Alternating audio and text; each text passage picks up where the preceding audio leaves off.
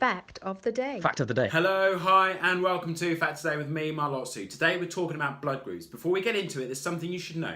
That your cells have got these things called antigens on them. An antigen is a sign, and it's a sign to tell your white blood cells. The white blood cells destroy anything that's not part of your body or shouldn't be in your body.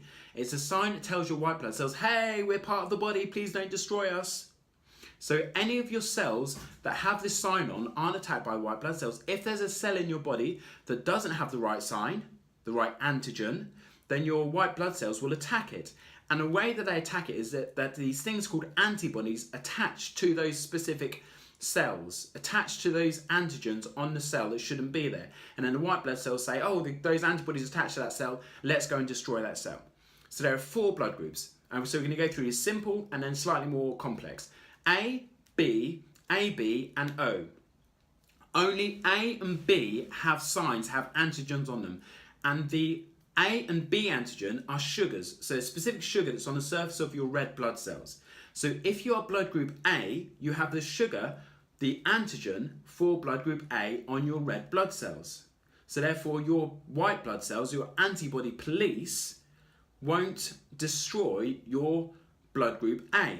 But if blood group B, you have a transfusion for someone whose blood group B gets into your body, then the antibody police will attach to the antigens on the blood group B and then cause them to be destroyed. So if you're blood group A, you can't be given blood from someone who's blood group B because the antibodies in your plasma is a liquid that carries all the blood around in it.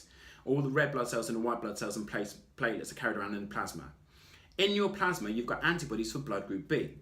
If you are blood group B, you have the sign for blood group B on your red blood cells. So in your plasma, you have the antibody against blood group A, so you can't be given blood group A. If you are blood group AB, you've got the sign for both A and the sign for B, so the antigen for A and B on your red blood cells. So this means that if you're blood group AB, you can receive blood from anybody. You can have it from someone who's blood group A because you've got the A sign. You can have it from B because you've got the B sign, the A antigen and the B antigen. And you can have it from someone who's AB because they will have the A and the B antigen. If you are AB, you are known as a universal acceptor. So you can have blood from anybody because blood group O doesn't have a sign, doesn't have an antigen on it. So therefore, if you are blood group O, that means your plasma has the antibody police for blood group A and for blood group B. So therefore, if you're blood group O, your blood can be given to anybody, but you can't receive blood from anybody apart from someone who's blood group O. That's the simple one. More complex is, there is, as well as having A, B, antigens on the surface of your red blood cells, you've also got something called a rhesus factor. A rhesus factor is a protein. A protein is an antigen on the surface of your red blood cells. If you're rhesus positive, you have this protein.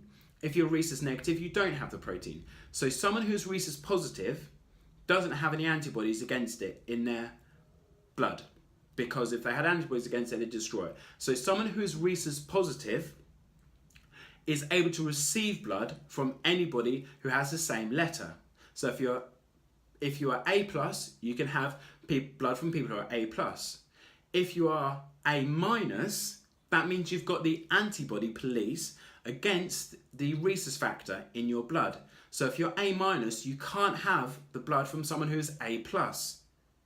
So let me summarize. The universal acceptor blood type is AB positive. So if you're AB positive, you can accept blood from anybody at all.